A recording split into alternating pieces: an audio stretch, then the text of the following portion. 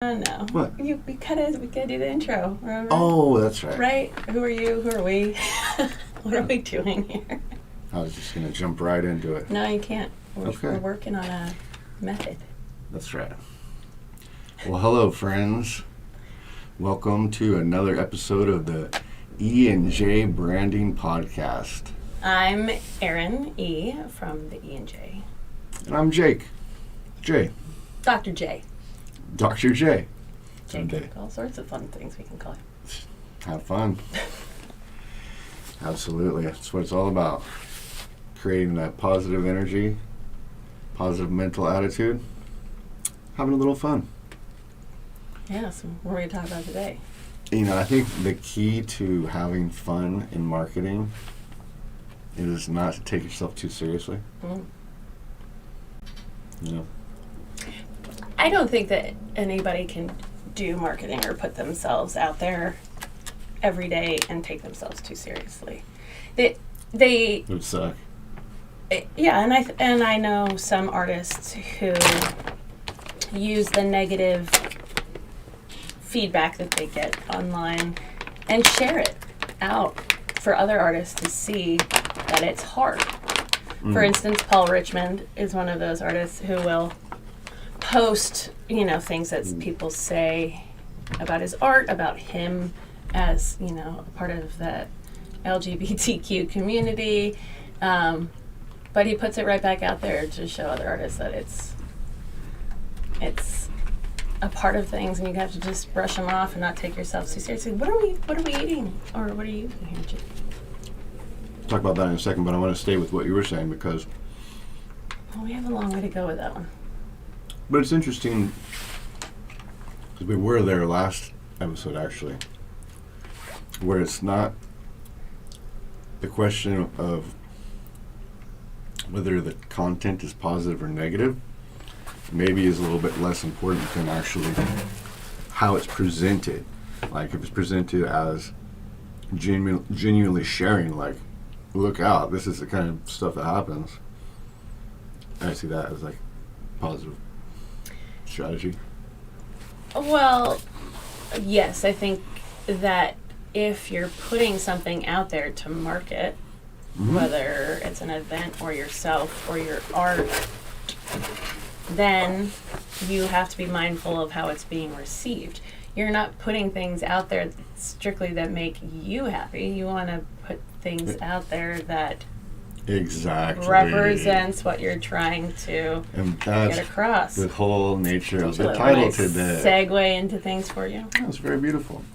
Because, so the title of today's episode is Marketing is a Love Language. And this is one of the things that's the hardest to achieve in marketing.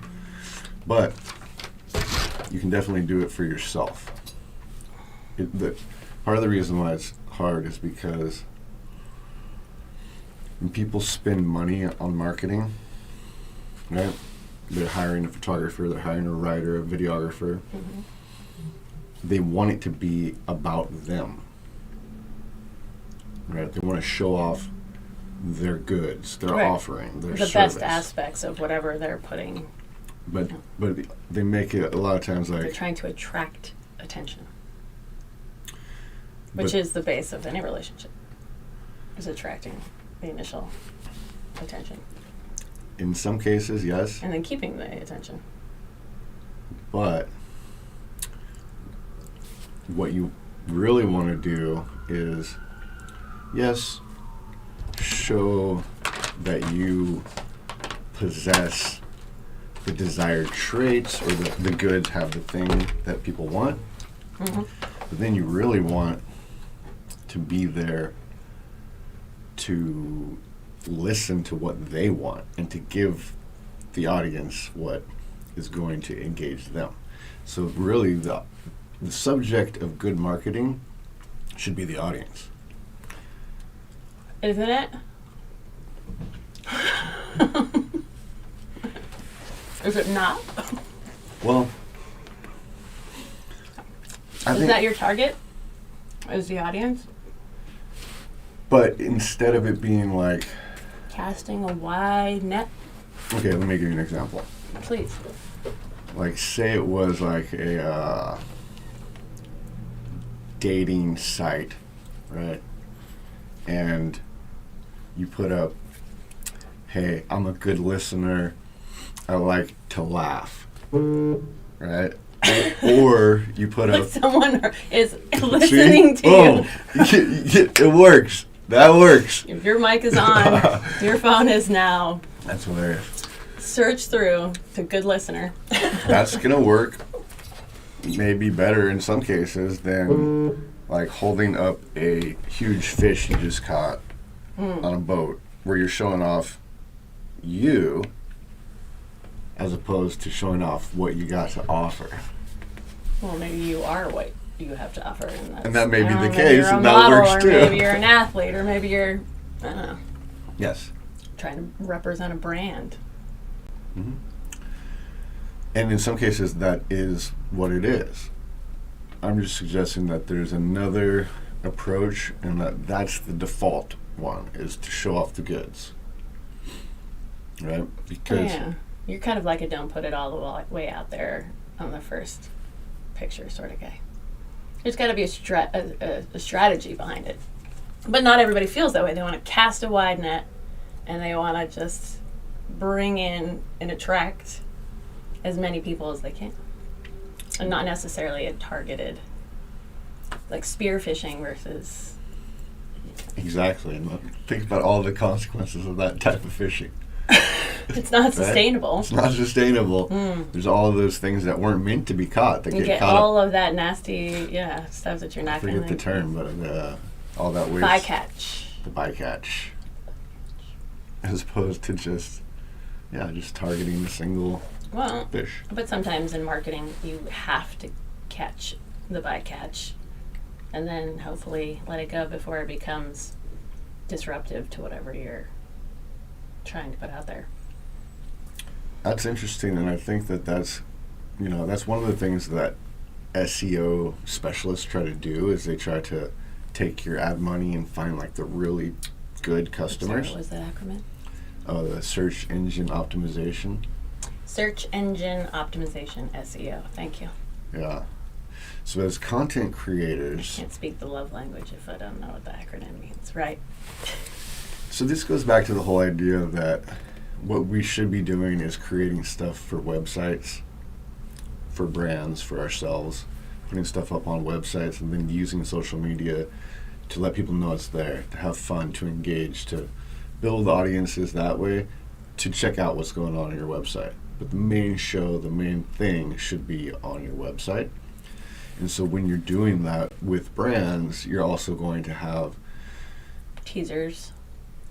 another part of the team will be search engine optimization specialists who are going to try to help the content that you put up on the website through advertisements to reach people whose interests are going to closely match what you have to offer.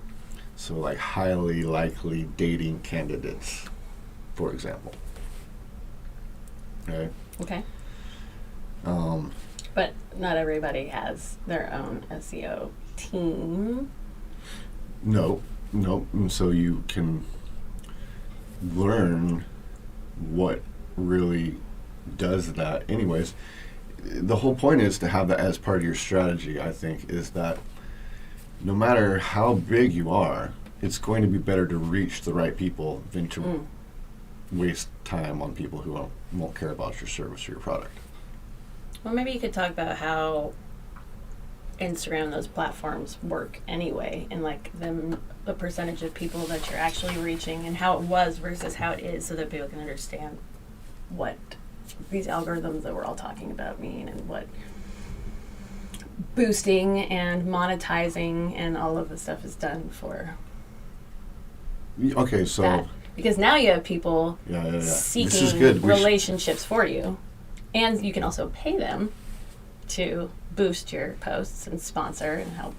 So, well, okay, so this is really important to know in general, and especially if you work in marketing, in digital marketing. It's kind of how the history of how this has developed, because it leads to the metaverse, right? Which we're going to We'll talk a get little there. bit about. And if you, it also goes back to the whole idea of happiness is a good business plan. See how we're looping all of our previous podcasts back, tying it all in to be relevant.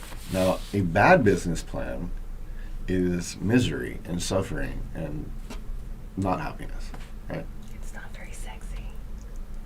You're not going to It's get not a my lot thing. of people wanting to follow you and like your posts. No, it's not my thing. Or you do possibly, but for all the wrong reasons. Misery loves company. Misery loves company, and there are ways that brands, companies, people can manipulate people with these tools, but it's not ethical. I would never advise it, and I don't think it's the right thing to do. But for example, I mean, it's so obvious, like the marketing of cereal boxes or just candy in general to kids, right? It's so hard to keep kids away from candy because candy's everywhere. Yeah. And so it's like you see that and it's like you know that they are giving people what they want. But okay, so it sort of goes back to the whole idea of happiness is not the same thing as a drug addiction getting its fix. Right. There's instant gratification and then there's happiness. Yeah. You can all say that a single fix is the instant gratification. But go back. Tell us about the The history business model? of it Okay. and how it's changed. So the people thing is, understand. it's like social media networks, started out when people didn't really know what they were going to be. So they didn't have a good business plan. It started out for free. Right? And so because if it had started out as a paid service, you had to be a member, you had to pay a subscription to join Facebook. And that was how they scaled up. So that when they had billions of subscribers, they would make billions of dollars. Then the business model would be entirely different. Mm. And it would be better. Right.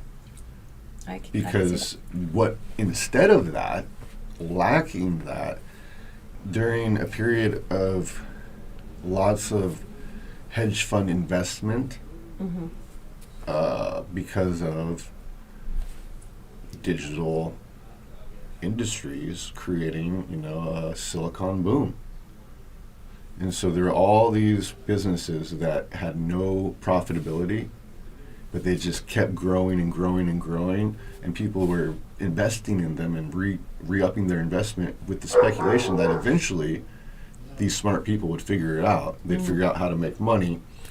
And, so lots of businesses failed. Lots of businesses were false endeavors to begin with. They were fraudulent ways to just get investors on the hook.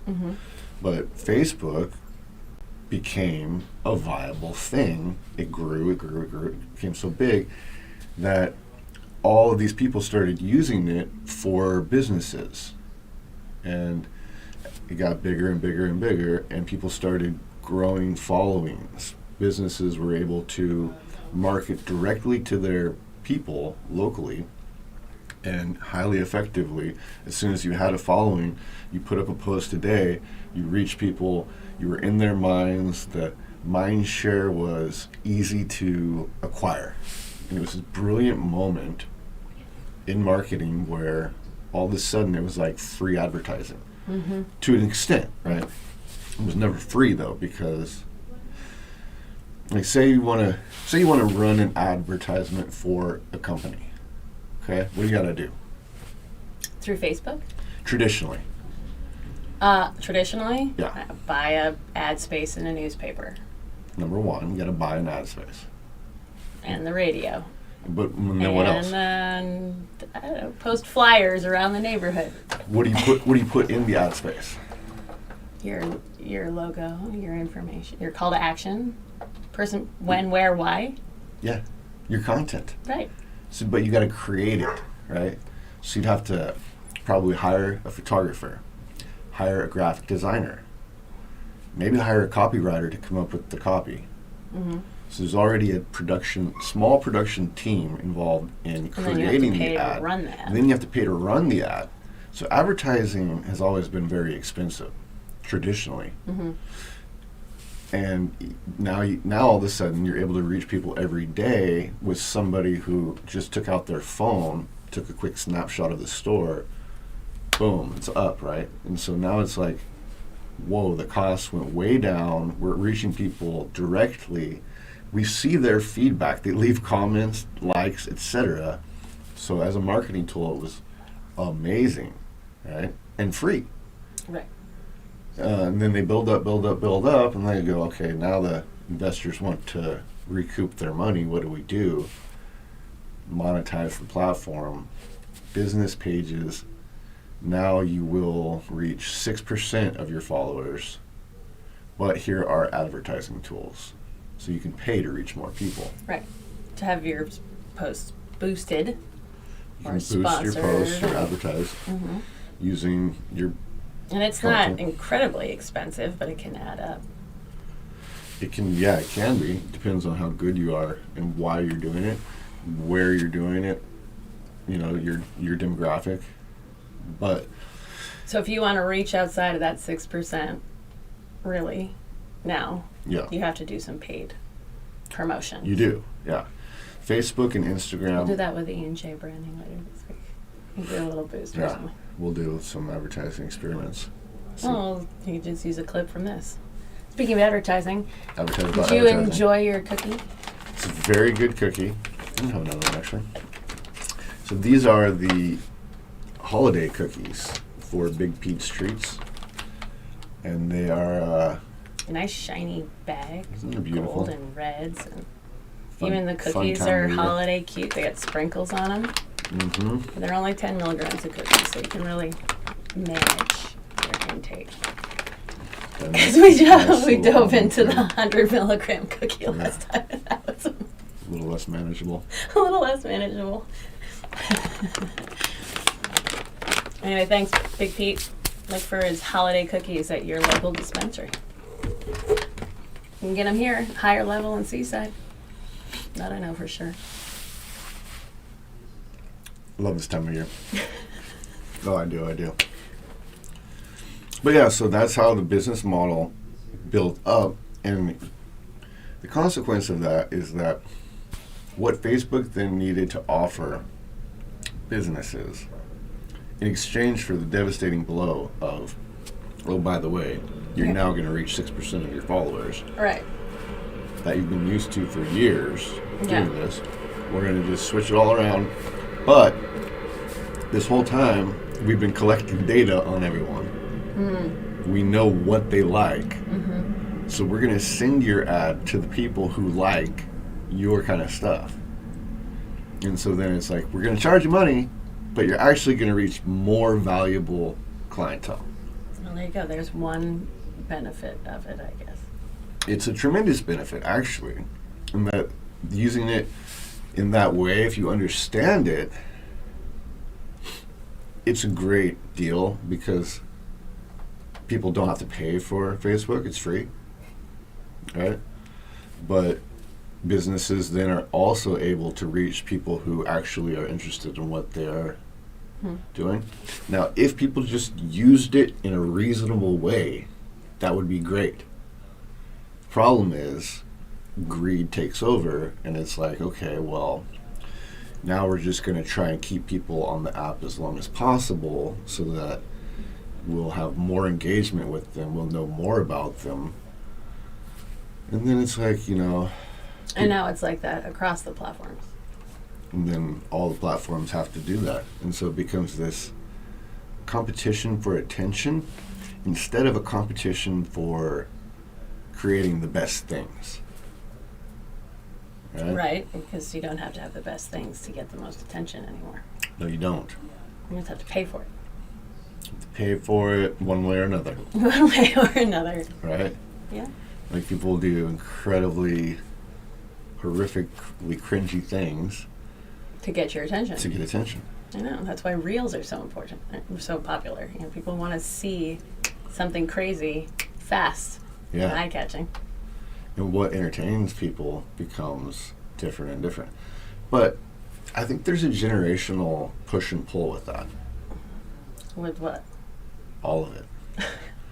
Well, Yes, as new platforms emerge, there's going to be a generation that's younger than us that's going to take it on. I mean, you go like we were talking about the other day, TikTok, Snapchat. I mean, even Snapchat is outdated now, but from Friendster to MySpace to Facebook to Instagram to Snapchat to TikTok, etc. I'm sure there's a new platform out there that I haven't even heard of that high schoolers think it's rad. So it's Clubhouse. Is that what it's called? No, but Clubhouse is one of those ones. Oh. You never got into that one? It's I appreciate that you asked me that. I clearly have no idea what you're talking about. No, I never got into Clubhouse. Clubhouse it's like little audio Zoom rooms that you can host, and then people can join, right? So you schedule a room. We're gonna do a E&J branding room. Come and join us. And we're gonna invite 2 people as speakers. Then your room fills up with the audience, and they can't talk, but they can raise their hand, and you could call on them. So it's just like a little audio conference kind of a thing. And kind of like an OVR. Except it's not visual, it's just audio. So you can't even see the presenters. No, you don't see anybody. It's all audio. I don't think that's going to fly. People need visual stimulation. Well, it kind of works for people just because celebrities will jump on there, and it's like you could actually maybe talk to a celebrity. Kind of how Twitter gets their edge, and now Twitter is taking that feature and implementing it in a thing called groups. Same idea, but on Twitter. So that if you have a following on Twitter, you can direct all your people there on Twitter. Do you have a following on Twitter? Do you tweet? No, barely. Twitter, to me, for some reason, I've never liked the energy of it. You know, I think it's just hard to put yourself out there in a visual representation. It's even harder to put yourself out there in a verbal representation. I mean, Twitter, in my mind, is for people that have the time and inclination to fight it out. Exactly. It's all about you know fighting. what I mean? I want to put out something Yeah. controversial and have people turn into a thing. Yeah. And that is not what I want. Exactly. Yeah, that's why I've never used it much either, because it's not a very good promotional tool. No, and it's so easy, as we know now more than ever, to misunderstand what people are trying to say, context in words. Everyone. So you have 140 characters or something to get your full thought across, and that just seems unsustainable. Yes. Nor do I really want to listen to people bitching all the time. I mean, in my mind, do I want to read people's hot-headed, their attempts to garner attention? Right. No, I don't like that shit. Okay, and so I think that there are, as much as people would want to give Zuckerberg or Mosseri a hard time. Mosseri's the CEO of Instagram, and if you follow him on Instagram, you'll see his sort of dilemma of trying to navigate the whole controversy of, because I do think that they have a utopian streak within them, that whole group of people who are involved in that. I don't think that they're this entirely dystopic crew of people. I think that I think the idea is sound, but then you have actual human interaction, and that's where it all falls apart. I mean, the idea, if everybody could play nicely and follow the rules, would be certain. But that's not 50% of the population. They want attention, and whether it's positive or negative, and some people want the negative stuff too. They want you to fight with them. They want to say stuff that shocks people. Oh yeah. So exactly. Yeah, I think that they underestimated people's desire. It's not going to be a love language. I mean, you're not going to be selling yourself unless you want to be the next, Rush Limbaugh or something, and just be known as hothead, controversial, pain in the ass. Exactly. Well, see, that's the thing is there are all of these. Did I just alienate any Republican listeners by using Rush Limbaugh? He's like my childhood memory of like antagonistic, just spewing hate. Yeah. For That's the point of spewing it. That's just when that's the material, is just hating the other side, just finding bad things to say about people. Yeah, but why are humans drawn to that in droves? I mean, why do they want controversy? Good question. I think it's a bunch of reasons. It's like we have a primal desire to see a fight is like a moment when we don't have to repress things anymore, or somebody's not repressing things anymore, and all of a sudden it's like, well, that's an interesting take on it. It's like when you're laughing at a comedy show or something, because it's funny, you get to laugh at all these things that are kind of offensive, so it's fun because usually you have to be buttoned up about things and be like, oh no, I don't find these things funny, awful. But in that moment, you can't help it. You're laughing, and there's a freedom in that release of like, no, I think that shit's funny. I'm sorry. It's funny when it happens to me too. But or funny in the way that it's being shared. Whereas if you were going to read it, you'd be like, oh my God, that's horrific. But the way that the comedian is projecting the story, finding the humor in it, finding the humor in it, the it's thing like about it that's absurd and makes you just you can't help but laugh on a guttural level. You're like, so can people use social media as either as both a love language and a place to stoke controversy, or do you have to have one or the other? You can. So you can use one platform for one and one for the other, and maybe like I want to be a lover on Instagram, but I want to fight with everybody on Twitter. Yeah, I think it is kind of that way. And Yeah. You can't. That's why Twitter is not a great marketing tool, at least for me, is because the brands who have done well on Twitter have used it in a funny way to deal with trolls, like Wendy's. Right. They're the most famous ones. Like they're just gonna call themselves meat. No, that was Wendy's response to the metaverse. They're just gonna be meat. Oh, is that what they said? Hilarious. But see, they got smart and they hired a comic early on to roast people. But because you can't take yourself too seriously, or those people will just come in droves and be like, "Oh, this person gets offended. Let's jump on this bandwagon." Oh, you're done. Yeah. So that's the thing. Is the only way you can deal with that? Either you have to just erase trolls' behavior and not let it happen.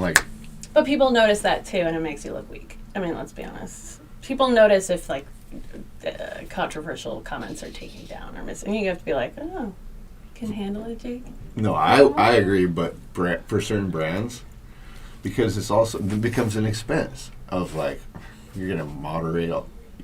You have to always think about how things scale up too, right? Like, it's important to interact on all of your platforms, but you have to be mindful about how you're being perceived through all those platforms. But at a certain point, you're not even going to be able to, right? Depends. You could just Hootsuite yourself and put the same thing across all 4 platforms at once. I don't think that ever works. It doesn't. I'm going to tell you right now. It doesn't. Don't preload your content. No, that doesn't work. I don't recommend it. Doesn't create any organic interactions, and somehow I think Facebook and Instagram weed all that stuff out. I mean, there's been also a marketed decrease in the amount of business content comes up on your feed because, again, they're targeting businesses to try to boost and monetize. Well, they're trying to keep it a good experience for people too. So they have to keep balancing all of those factors, right? They want it to be a good experience for people. They need to have ads. They want the ads to be the right ads. So there is for it to work, positive things have to happen. But it's other consumers would not keep coming back, right? Except for the fact that it's addictive. It has all these other parts of the thing where it's like the messaging, the friends from high school, all the different parts that keep you engaged also keep you engaged, right? Right. Oh, I'm sure there's some people out there that's like their sole news source is like what comes up on their social media feed. And as we've mentioned before, there's some people who I only have contact with through DM. I mean, whether it's like we're acquaintances or we're getting to know each other, I mean, it's still a platform where you can like have a layer of, between the intimacy of like, I now have your phone number and we text. You know, it's like a different realm, you know, and it's like this realm where these people live, and if you need to, you can go out there and like seek, you know, energy. It's a different form of public. It is. It is. But I think it's important right now to highlight that you're only reaching 6% of your population. And you glossed over this, but you think your website is the most important thing. And then you use social media to tease people back to your website. So that's where it's the love language, is you have to put stuff out there that appeals them back to the core, where they'll find out more than I could ever wanted to know about Jake J. Thomas photo. Well, and also, if you use it as a way to learn about them, right? How are you going to do that? Ask questions. Through the social media platforms? Through the social media platforms. The comments? Yeah, you could write, say, I mean, it could be anything. It could be simple, like, say you wrote a pumpkin bread recipe, right? And then you posted it, and then you put it up and you go, what do you guys think about pumpkin this year? Are you over it? What's the newest thing you've seen about pumpkin, you know? What would you like to see next? What kind of recipe are you thinking about? Well, yeah, you're actively asking them to engage with you. Yeah. But again, too, that all plays back into the algorithm, whereas if you don't have people responding, commenting, liking your posts, then it's not going to go anywhere, and your next one is likely to go anywhere either. You have to keep, by asking a question, you're engaging. You're demanding engagement, which helps both sides. Exactly. That's what I'm saying. That's why I think that's a better strategy than just broadcasting your goods and services as kind of like a spam, of like a billboard, like, boom, this is what we got, this is what we got. You got to do that, but I think it's also good to say, hey, this is what we got, and what do you guys think? You know, what do you like most about that?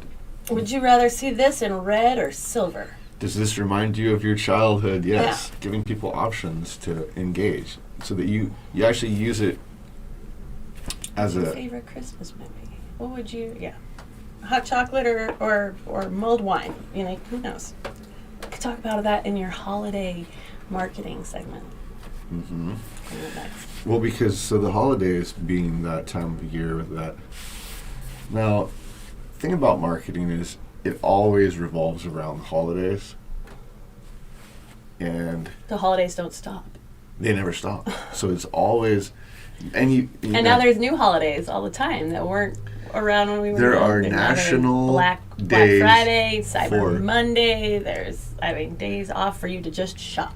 There's literally online national days for everything you can imagine.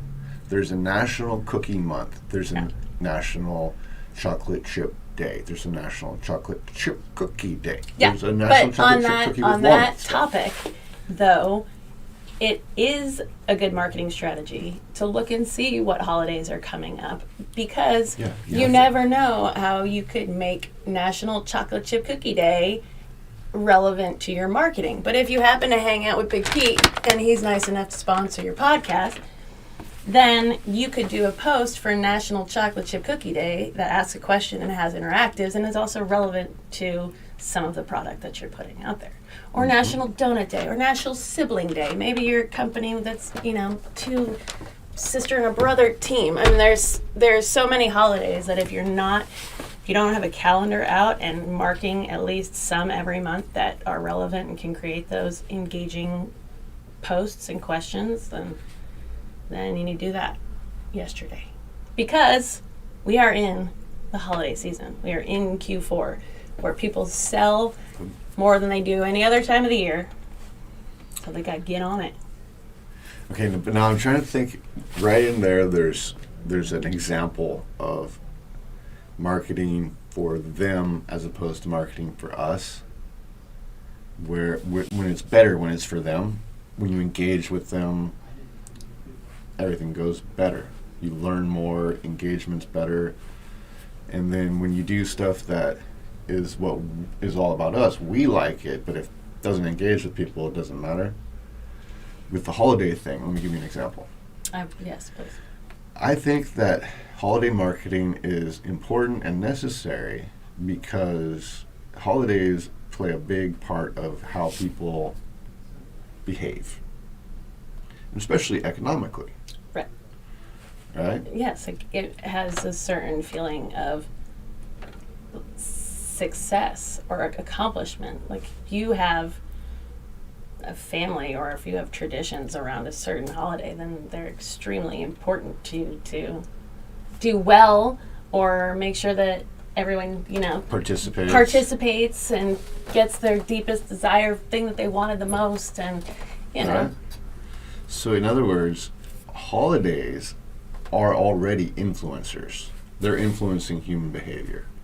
Yeah. Every year. Right. That's why you can go and see Halloween and Christmas together in like any major box store, starting in September. So the thing about that is it makes our behavior very predictable. As far as people are going to be buying during this zone of time. Yeah. On these days. Like starting now. Halloween is Yeah. over. People are shopping for the holidays. Exactly.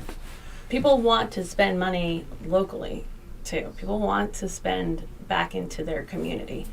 They So sure do. they want to know that you have available product that they can help. And open doors and open studio stuff. There's really no overselling yourself during Q4, in my opinion. Absolutely. And when you have to, if you get into the mindset of people, right, okay, every year the holidays are influential to people. It's going to change their behavior patterns in pretty predictable ways. Mm-hmm. But the holidays may mean things differently based on how the year went. Right. I think that this year already people are shopping earlier and more than ever because there's this underlying fear of shortages. So they're already buying now for the holidays. And two, I think that people are looking for more brick and mortar, mom and pop, more community stores to support because of those distribution effects, and because people have conscientious problems with companies like Amazon. It's like, so make your product appealing, whether it's you're a family-owned business, whether you support these programs, it's like, it's not hard to do. People are looking right now to buy stuff and to have it be more sustainable.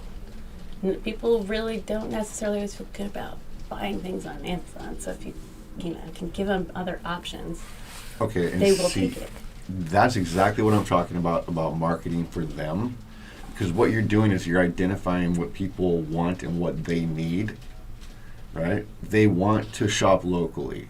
They need to get gifts for their family so that their family feels loved. Right. This is part of They their don't love have to wait language. for it to come on a barge from China. It's here at the local shop. It's like you can get it, have it in hand. And it puts them in the position of being the hero of that whole story, right? Like the holidays are coming, and so in order to help you to be the hero of your family's holidays, we've got these things that are going to make your holiday party Well, that these much things more will fun. definitely make your holiday party much more fun because they come with 10 milligrams of THC per cookie. Do you see what I'm saying, though? So that's where the brand is trying to add to Exactly. what you're doing. I don't think that there's anybody in California who couldn't put this as a stocking stuffer in somebody's, For sure. someone of age who uses responsibly. Oh, yeah, exactly. Every household has somebody who would want that. Cannabis cookies. Cannabis cookies for, one day of their holiday season, I'm sure. But so what I'm saying, Family though, gatherings are much easier with cannabis. That's a lifelong study. I'll tell you there. 100%. You know, it's like back in the day, you had to go for safety meetings. Yeah. Safety meetings. You go for a little walk around the corner and You come and back the coffee. cousins. Well, like And so I mean, hindsight being 2020. I mean, Very we were obvious. both just totally reeked and like incredibly obvious all the time, All every the- single time. all the teenagers and 20-year-olds went for a walk. More subtle with cookies. You just have to be very responsible and make sure that. Well, they're and we're in a only- different day and age where it's not illegal anymore. I mean, we Yeah. used to have to do that because it was like, we gotta go sneak off. And now it's like, I there know. isn't that level of hiding. The amount of hiking that young people used to do. That's. No, I'm just kidding. I don't think The there's amount any of mouthwash and like. right? Visine, their stock went down when legalization happened. all the time. Anyway, so funny. it all represents differently for us. So But it's an example of how marketing for the holidays is smart because you know people are going to need things. And so if you can give them things that are going to help them to have a good time during the holidays, win-win. yeah, No. and now's a good time to do pop-ups and open hours tour and Right. and discounts for the first 50. Spend $50, get $10 off or something. I mean, this is a good time to incentivize, to get people to your website, to get people in your store. But there's also places around here where you can throw a pop-up up for $50 and meet a lot of people and make decent haul on the other side. So Yeah, people are commercially active, so it's a good time to. But knowing that, so I want to give the counterexample real quick, just to illustrate. Marketing that's not for them, but marketing that's for us. Say we have a donut shop, right? And we're like, come celebrate National Maple and Bacon Donut Day. that I could get into. Well, because there's bacon in it. I mean, it sounds like a good thing, right? Huh? But it's only relevant to the people who love that type of donut, right? Right, you're not casting a very wide net there, but it could be a targeted where you get those people that really love maple and bacon, and maybe they're just like, oh my God, it's my favorite, no one else loves it but you. And so it can be worthwhile to do those For sure. spearfishing versus the trawling. And sort but of. but the thing is, it's like, do they really care? Unless you're offering them some sort of incentive, do they really care about that day? It's still not part of their behavioral pattern. Excuse me, maybe. Only in that I think it would be interesting that it's National Maple Bacon Donut Day. But not because it would like give me any sort of feels. Just for the sake of information. At best, it would be I would never have known today was maple and bacon. That's what I'm Oh. at best it would be a novelty thing, right? Like you're not going To to the go, oh 6% shit, well let of me people that we're reaching. put that For those in. of you that need help with that, that's 60 out Let of me put that into 1,000 my people. calendar for next year, and I'm going to make a big deal about it. Like it's never going to be, even if the biggest Right. fan is never going to be like, oh, it's coming up. Do you see what I'm saying? Well, that's why you have to have an online calendar to manage those things. But it's also understanding intellectually the difference between marketing for holidays that people care about or marketing fake holidays that people don't care about, but you want them to care about because it's about you. Yeah, well, yeah. So okay. it's really marketing as Holidays a are way easier. well, they're just better because that's what people actually care about. Mm. The other one is using the idea of holidays, which then people think is going to be a good idea because holiday marketing works. But what they're not getting is the reason holiday marketing works is because you're actually helping people with something that they're actually going to do, as opposed to trolling, creating a fake holiday to get them out of their regular behavior patterns, to get them to do something different. But I think that both are valuable marketing tools because you want to have a diversity in your interactions too. I mean, not everything is going to be a wide net, right? Or you won't get any like really passionate people about something specific. Well, I think that for the interaction, it's a good the makeup question. holidays are better because they're ridiculous, kind of. You're like, today's bubblegum day or whatever, bubblegum in your hair day. I mean, it's silly, but it gets people engaged, you know, where it's just like, but for the where wrong it's like reasons, is people what I'm can is what I'm get saying.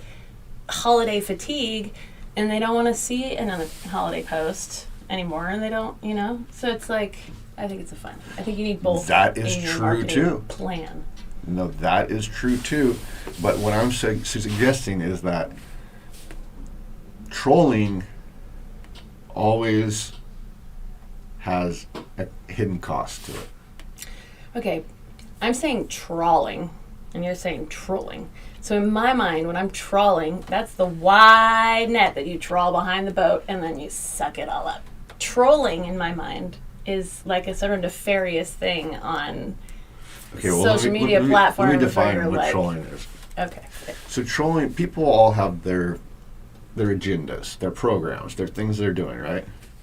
Some of us like to call it a marketing plan, but yes, agendas. But I mean, it's even just the people who are just like checking out social media. They don't have marketing. They're just there, right? Yeah. They're observers, passive observers. Or they're posting. They just made a little post about their morning bagel. And they're like, oh, it's a cool Tuesday. Right? Like, there's no big agenda there. They're just like having a good morning.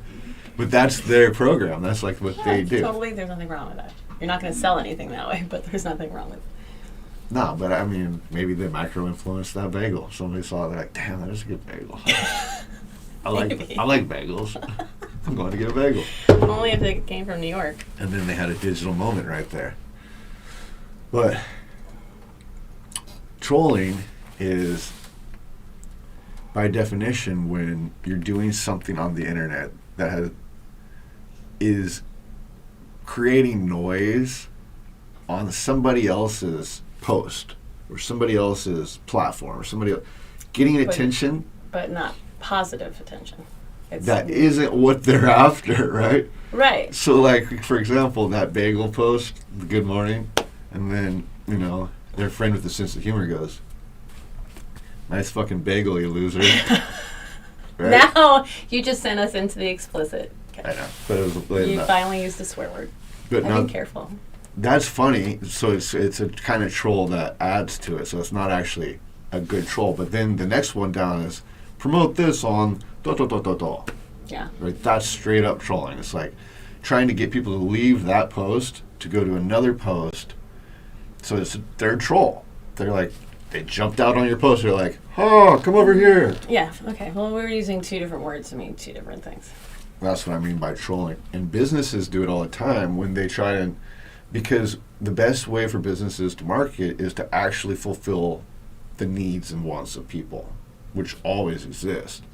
But you have to listen and think and ask what they are to know what they are, as opposed to just jumping out there. Don't you feel like you get that through those more targeted marketing, like singular events, than those broadband nets? You know what I mean? Like, if you really want people to respond with valuable information and valuable feedback, it's not going to come on a, here's our holiday sale, go to our website post. It's going to come from, who out there really fucking loves maple bacon donuts? Raise your hand. Right. And that's where you're going to get. So, I mean, it's still valuable. It's just two different ways of doing things. And I don't think that people are always attracted to the big net posts as they are to, like, the quirky, like, oh, that I never thought about that, or like, no, this is not a post you would see every day, So there's also a difference in the reception. That's very true. You have to mix it up a little bit. But I'm not suggesting that people shouldn't do niche marketing. Is it niche or niche? We'll get back to that. Niche. But what I am saying is that what the marketers should be trying to do is to figure out how to engage with people so that what they're representing appears to them as something beneficial to them, as opposed to capturing them in more nefarious ways of, like, right. Not. Do you want to support a local artist this holiday season? I have a festival coming up this weekend, or whatever. Yes, you should put out that you have something that you can help provide to make them the winner of the holidays. Well, and see what you did right there in that copywriting by asking the question. Do you want to? It's like you read that and you don't want to, move on, right? You're narrowing down the funnel by doing that. And so you're not trolling. You're saying, hey, this isn't for everyone, but if you want to support a local artist, come this way. That simple phrasing of it is If you love don't language. want to worry about your Christmas gifts sitting on a barge off of LA on the 25th, just come down to the local shop and get it right here. You know, I mean, how can So okay, it is actually, what you are actually doing is asking for consent in a way, right? we? Are we going back to the love language of It's marketing? love language. Yeah, you're asking for consent, right? Like you're saying, hey, if you're looking for this, this is a great place to find it. It's not like, oh, this. Yes, don't you know? want this? How Like, about this? Do you want this? How about this? Do you want this? we know you have a sex addiction. Forget about your family. Come to this. Because those things work, right? You can prey on people's weaker things that they don't necessarily want to actually do, but they will do all the time. That's as old as Plato. Well, yeah, I mean, that's the pop-up. I don't know if it's as old as Play-Doh. No, it is. It's definitely, it is. You can play with Play-Doh, or if you have a sex addiction. I know. I got way too sophisticated on that one. Plato. But no, it goes back to ancient Greece for sure. Just this idea that like people are split, that they have like the part of them that wants to do The right thing. the wrong thing too. They got both. Yes. And they're wrestling with that at all times. And sometimes it's confusing as to which one is actually the right thing. And so therein lies the whole Therein lies interest. the rub. Back to the room. The hand chairs. All right, yeah, the room. It's a good solution. Room. This room was used for Lots of love language. love languages back in the day. It's very Before this keen, time. very acute, precise form of love language. Follow our podcast. We'll tell you more. But that's just like the general principle that I'm trying to emphasize is don't be a troll. No, you're saying that you want to attract people back to your website Exactly. using your posts and making them appealing and making them targeted and thinking before you post as what are you trying to garner out of this post. That's Do you right. want people to comment, or do you want people just to be like, oh, it's a great picture and like it, move on? Do you want likes, or do you want people to, because then you have to engage. It needs to be thoughtful and it has to be consistent, especially during this time of year, because if you lose people's attention, then they're not going to come back. There's plenty of other people out there to get attention right now. They're Yeah. all playing the same game. That's right. So It's a business. put your art up on some walls and take some pictures, and so you can say, hey, look at this piece over your couch. Perfect You need time to do this it. right here in Monterey. Pick it up yourself. Yeah. No shipping, no FedEx, none like, so there's, it's now's the time to make it appealing, but you got to do a variety and diversity of posts and give people what they think they want, which is, how do you want to be the king of Christmas? How do you want to Get through Christmas. get through the end of the fucking year? Yeah, how do you want to survive this thing? Yeah, how do you want to be the winner? How do you want to be the survivor? Whatever the That's how some stakes are. people just get through Christmas. That's okay. Yeah, absolutely.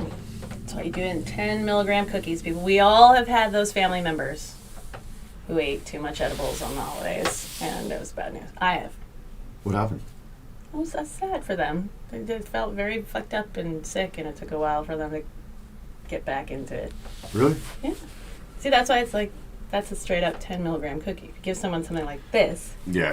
That's the problem. and then you're That's just why suspecting that they need to like portion it themselves, and that, That's why people are wary of edibles. Because I absolutely am wary of edibles People have that aren't overdosed them. produced by a company. I would never. No. Someone was like, here's a brownie. No way. Not a No chance. way. Oh. No, I don't even want to eat the brownie if it's Nando's. I don't know. That's such a What waste is of people do? calories. Yeah, well, come on. And like, if I'm gonna eat a cookie, If it's gonna be a pot cookie. Yeah. If I'm gonna eat a brownie, it's gonna be a pot brownie. And you have to make these Sure. choices as you get older in life, where you get your calories from. You know? That's right. If you can get both at the same time, Please, come on.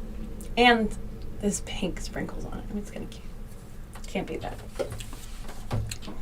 Gets you in the mood for the holidays. For love and the holidays, Yeah, with because- its deep red packaging, the golds. Mm-hmm. That's right. Maybe, I think it's kind of like the Amanita mushroom too, right? Like the bright red mushroom that you see in the. Well, obviously, holiday marketing and colors and packaging are meant, again, to be appealing. It's like you're talking about marketing cereal to kids. Like, why do Lucky Charms look so fucking good to them? It's the same thing with that packaging. You immediately have these out here when I walked in, and that was the one I picked up. Because I was like, oh, this is different. This is new. I can tell that this is for the holidays. So that was my Pavlovian response to that. And you just had them sitting side by side. Which one did I pick up? See, you're already geared towards that. Sucker. Just can't help it. Now, No, one it's thing- we are conditioned We are conditioned. our whole life since fucking Plato. Mm-hmm. Since the Greeks. For sure. We are conditioned to want it. And the more festive and exciting, the better the packaging. Like, you want someone to pull it out and be like, damn, Jake, this is awesome. Looks magical. Looks magical. Not that the pink and the black standard packaging isn't great, but you know that this is special. Right? So how are you going to market yourself during Q4 of this year to make yours just look that much more special? Yeah, since people are already in that mood. Now, going back to, again, it not being a trolling move, right? Just because you're marketing to the holidays, which are important to people, doesn't mean you're going to do it well. No, but you have to try your best, because it's not important to people, and that's not really who we're talking about. We're talking mostly to artists and creatives that try to sell their own stuff. So this is the time of year, and if you're not putting anything out, then you're already failing. But It's why you have to put out a stuff out. variety of things every day. Don't stop, don't take a day off. There's no cheat day when it comes to marketing this time of year. It's like you have to keep it up. But also, I think, it depends on your demographic, but I think if you do it in a way where you are just being Honest honest real. about being marketing, Yeah. and then you don't go overboard with it, Hey, it could be this holiday season, if you buy 2 paintings, it'll be, buy one, get one 50% off or something. It's like, It's a chance to experiment. there's a chance to experiment and to push yourself and do things that you maybe wouldn't normally do. But unfortunately, with marketing and with all of these things, you do have to give a certain amount away for free just to get your foot in the door. Oh, yeah. So there may be, that gift or that something that you give to someone, and they'd be like, you know what? Happy holidays, Jake. These are for you. For Do sure. you mind if I just grab a quick picture of you, like, stoked about this? Right? And then it's a win-win. That's right. Exactly. I think, finding those little moments where you can create that positive, where you can, Right. And make you someone don't happy. have to fake that you're selling anything. No, it can be a part of the design, right? Yeah. Like, you could If say, you try to make it that you're not trying to market something, then it just then it looks comes even more- across as funny. Yeah. And I think even more so the further we get into this thing, because so This many thing?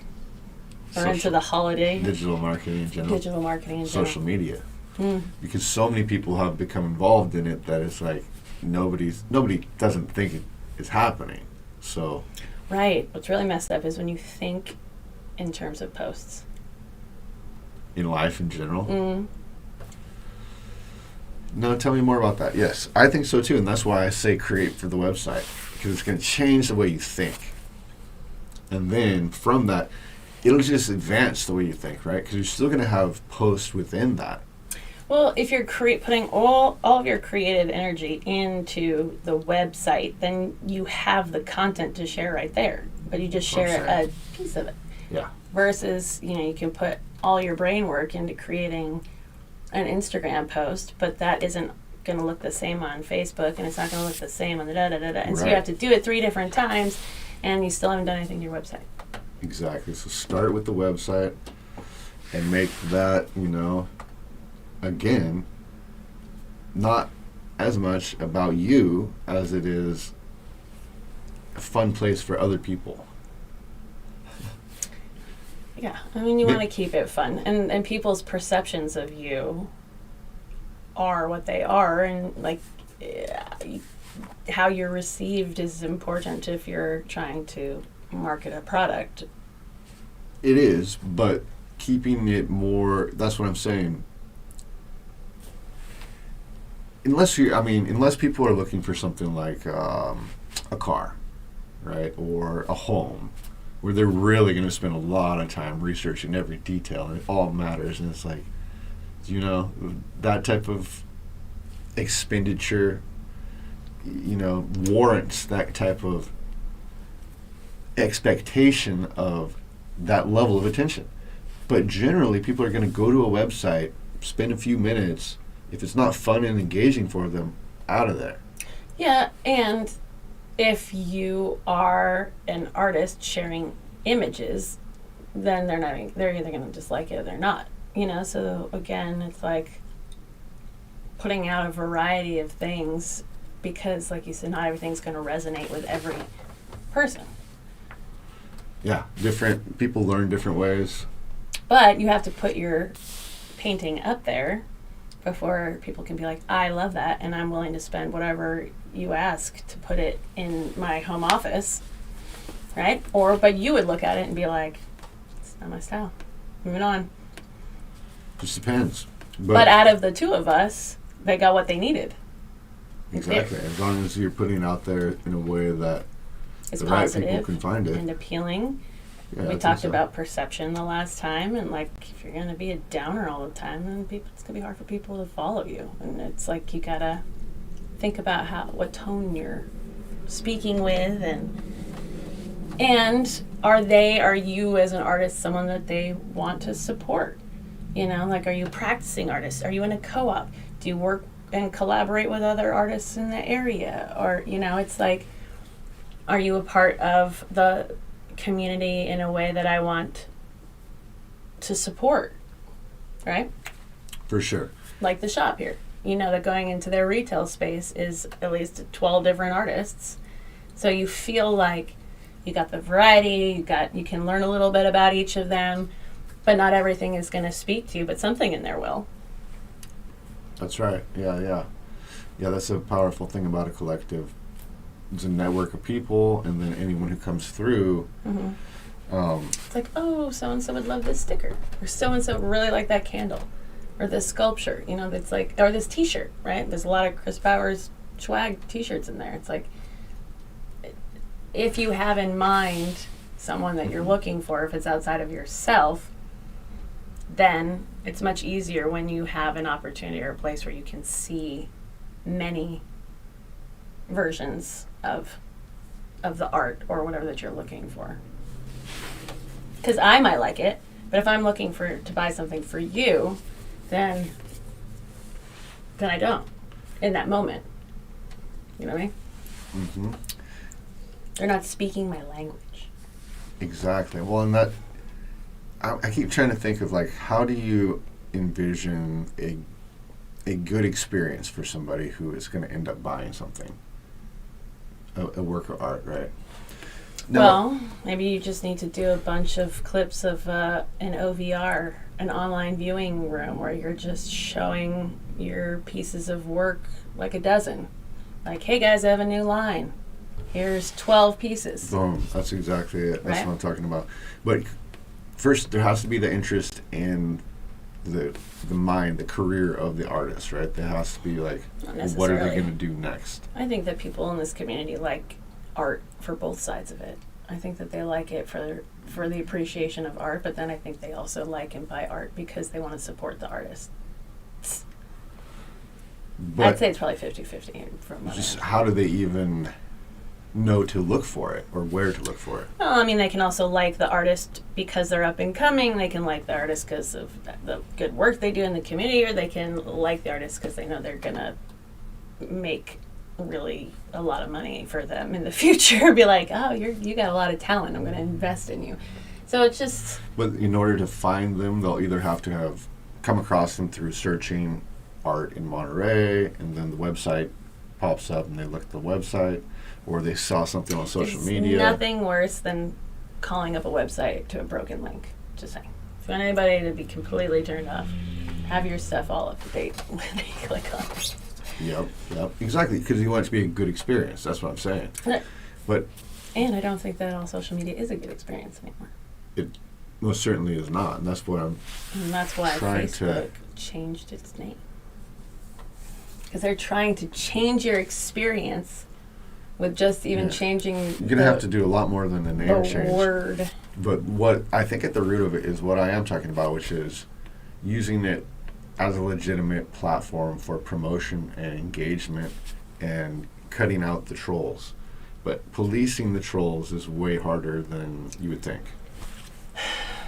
Well, I don't know, because I don't have a lot of trolls in my life, but I'm also not trying to sell a brand. And I also don't feel like I put my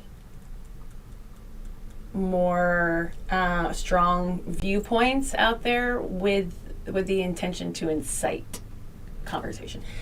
So This is about the ecosystem, though. yeah, but you again, I exist think within some that. social media platforms are healthier for some people than for others. I know that if I went on Twitter, I would be upset very quickly. It would not take much for me to be like, I'm now angry. Yeah. Right? So I know that that's not a safe place for me. Sometimes I dabble on Facebook, but still, you get all those posts that, just dig into political issues, the heart of things that you weren't ready to dive into at 6 o'clock in the morning. I guess what I'm saying is I can envision an experience if somebody were able to coordinate this. Two different things, okay?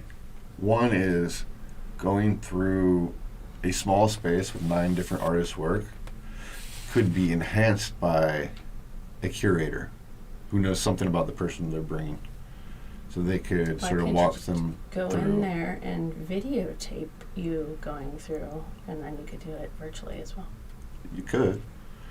But I don't think that that's going to be a very engaging experience. I think that the digital realm works better when you're creating for the digital realm as opposed to trying to show people something in the real world digitally.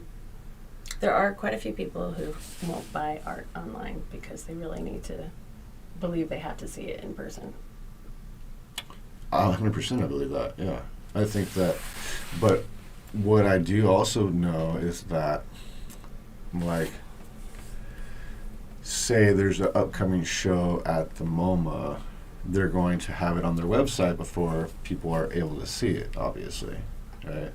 And so when you go to the website, all of that's going to be super engaging if you like that artist, right? And then you're going to want to go to the show because you're like, oh my God, this is, right? Like I remember they had Diebenkorn and Manet. Manet being one of the influences of Diebenkorn. And it was like this cool juxtaposition of a great modern painter and one of his influences. And so through seeing that, you were like, oh, that looks cool, right? And just actually looking at the website was a good experience. You're like, oh, I didn't even know that was I get it now, obviously, that I can see it. Then you go to the show and you see it, you're like, whoa, okay, something there, right? And I could easily see an artist doing that themselves where they go, okay, what I'm going to do is I'm going to develop a series, and what I'm going to share in the meantime are things that are important to me about the process. So what I'm reading, what I'm doing with my fitness, what I'm looking at, influences to the process. And then I'm going to build up to, maybe I'll tease out little parts of a painting, this and that, and then I'll release on a certain day on my website 10 new paintings are up. Go check it out. You know. Yes, but also I think this is a good moment to call and to reminder how important it is to have a list and to have people and to have an email list that you send bi-monthly updates to. And there's nothing wrong on your website to have a little pop-up that says sign up for our e-newsletter and capture people's information, because what you can do, like you were saying, is as a 100%. member, for instance, as a member, you get to preview this and you get to start the bidding before the general public, or you have an access to buy paintings as a member. So there's all kinds of ways you could incentivize that relationship.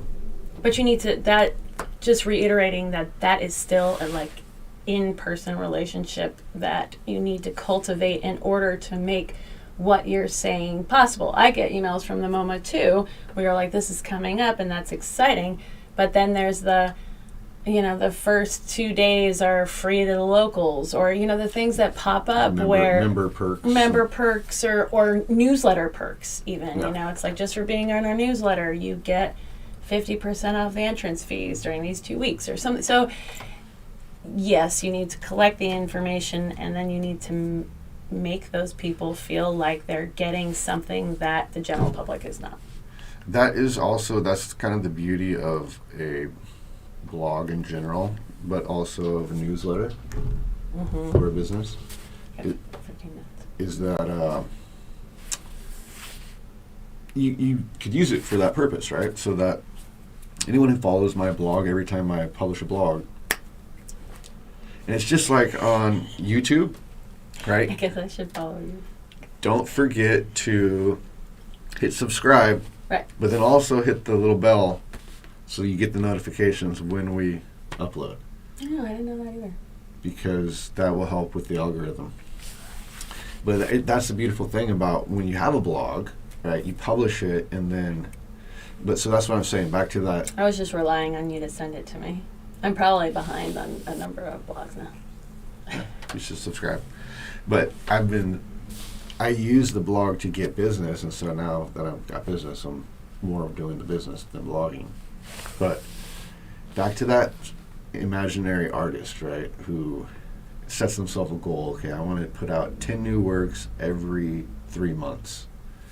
And then, but you keep adding little blogs that are like things you're thinking about along the way, right? Oh, yeah.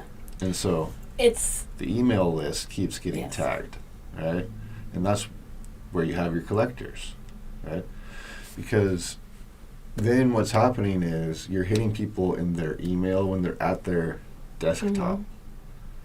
People are more, some people make, well, and if I were not a member, but I knew you were putting out a new line, and I found out that 60% of your new exhibits already been bought by the collectors or by your email list, then I'm definitely going to want to go on your email list. But I'm also going to be like, oh, he's got something going on, that over half of these paintings he's putting out are already purchased. So you can also use it as leverage in that way. absolutely. It's like, why is 50% of his paintings already sold before they go public? maybe Someone's it's got just to all your know. friends are just buying it. No one and needs to selling know back that. No one needs to But know no, that. that's called part of- marketing secrets. That's part of the psychology of it, is that when people see a lot of sales, they get curious. But this is also the nature of the psychology of NFT drops, right? That's how people are succeeding. We are not getting into that whole conversation on this podcast. We don't have time, but we will. But the thing is, Fun with fungible tokens. this is the last point I want to try to make, is that is following the model of the art market in general, which ran from a gallery where you had a show once every year, every 2 years, more like an album release, right? And so there was a lot of buildup, a lot of anticipation, and then it was there for a month, it was gone. And so that finite kind of thing is part of the psychology of how people think about art. And so you could do that on your website by having, and that's also, as well as people do that with NFTs, but they also do that with merch drops, right? So that You know what I really like, and I wish that more artists did, is time lapse. Like you were saying, Process. Yeah, like you're saying that you want people to blog about it, right? So they're going to create 10 pieces in 3 days or whatever you said. I don't remember. But and you want them to talk about the process, how they're feeling, how they're staying motivated. You know, you want to see the art, little snips, pictures of this coming to life, and this painting. Da, da, da. But if you're not a writer, you can do the same thing in time lapse. I found. You can put that on the blog too, though. I'm giving options to people that don't have blogs yet. What I like is seeing a piece come to fruition, and especially if you're online, it creates a connection to that piece beyond just seeing it. Because a lot of non-creatives don't really understand what it takes to put a finished piece together and then put it out there. So like Hanif Pani, Paul Richmond, a lot of people, especially over COVID, would just do time lapse of sketches. Cecilia Ajdarian did it for a disappearing species mural. But for me, who doesn't sit down and create a drawing from start to finish, I felt watching this piece come to work in 3 minutes. I mean, a time lapse is super fast.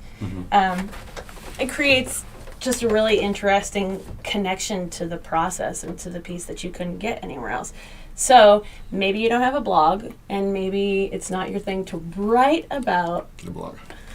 I don't have a blog, so don't worry, folks. You're on my schedule.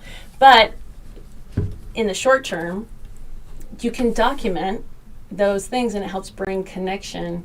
You know, you may not be like, hey, for sure, I saw this great hummingbird this morning, and now my whole painting's going to come to life. You know who I think does that really well? Artists here at the shop, Sturlocks. Oh, with his production. Because he gives a lot of behind the scenes of.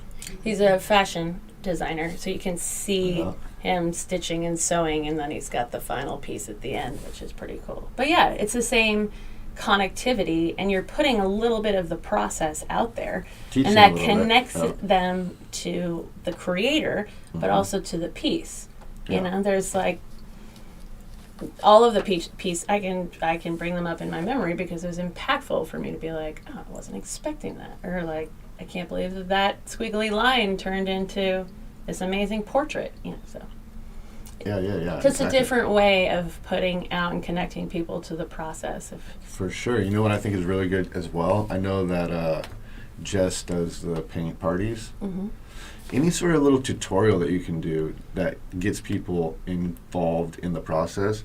I really think that creators should never be shy about sharing their techniques, because the thing is, the way you do it is everything you are leading up to that moment when you do stuff. So people are going to do it differently, despite whatever technique you might share. And it's like this. We're talking about marketing. We're in marketing. I'm not afraid to share marketing ideas and secrets, because you still got to do it. And like, I can't do it for everyone, you know, and it's like, come on, Jake. But I genuinely believe that I'm going to tell them where to find you. Marketing is about brands finding their markets, and you know, so it's less about competition than it is about connection. And I think that is the future for at least emerging artists in particular, is collaboration. You Absolutely. know, unless you get bigger together. I think that we as a society are beyond the like instantaneous rock star fandom. We're beyond the instantaneous, you know, painter fandom. Like that doesn't really exist anymore. You can't just like be this amazing musician and you're going to be a rock star and make lots of money. You can't be an amazing painter and necessarily be found. And I mean, that's just not how it works anymore. There's too many of us. There's too many people in the pond. But one way that you will get recognized is through the collaboration, and also they become your engagement pod, and you all share and like each other's stuff, and you keep it rotating out there. I am not trying to sell any work, but I post other people's work because I love for them to sell their work, or I believe in their work, and I can't afford it all myself. But it's not I'm not selling me, so I guess that makes it a little bit easier because I'm selling someone else. But that's a smart way to do it too. 'Cause that's exactly not making it about you. But what you are doing, what you are selling, is your ability to promote other people, to engage, to be an organizer, to be proactive, to be a voice. Yeah, I would say more of an organizer than an influencer. Well, influencers are generally people who have a lot of money. Oh, I don't. I think maybe that'll be one of the things we talk about next time is what is an influencer? What is influence? I think that'd be a good conversation. Because I know you think have it's opinions. I think it's kind of one of those misunderstood things. Yeah. And it's a good thing, I think, having influence. Oh, I forgot the book. I was going to bring you that book. I'll have to How to Win Friends and Influence People. By Dale Carnegie. Dale I Carnegie. only know of him as a speaking coach. Anyway, yes. But More to come. So what is the highlight of today is don't let Q4 holiday season pass you by. Nope. Remember that it's the season's all about love, and so try and just add to that general. Yeah. Marketing is your love language. And like love, it can take any shape or form. People like all kinds of different things. The main thing is to be doing it to please other people and to help them to be the hero of their story in the holidays. Whatever that story is. What do you have that can help bring success to someone's holidays? And yeah, I think that's a good idea. And if you have festivals coming up, if you have pop-ups, you're seeking artists for things, you can let us know. You can follow us on E&J Branding. That's right. You can follow this guy on JakeThomasPhoto.com. And on Instagram, Becoming Shakespeare. Get it? Shakespeare. Can't forget about our engineer, the Mas Arte Network on Instagram. Joey Martinez. And Chris Powers _Chris Powers for your printing needs here in Monterey. And the podcast room. And that's also the podcast room. And I'm sure that the Shop Monterey has some open trading post hours coming up. So just keep an eye out. Make an effort to go out to your local pop-ups and your local fairs and your local festivals. Also want to shout out the restaurant that so graciously helped to build this room. Thank you, the restaurant. It's the taqueria. I wish I was not prepared for that one. We'll add you in the notes. So get out there. Yeah. See what's going on. Share it. Holiday season is here. Like, comment, and share. Now is the time to help folks out with your goods, your services. And thanks so much for listening. This has been another episode of the E&J Branding Podcast. I will see you next week. Peace.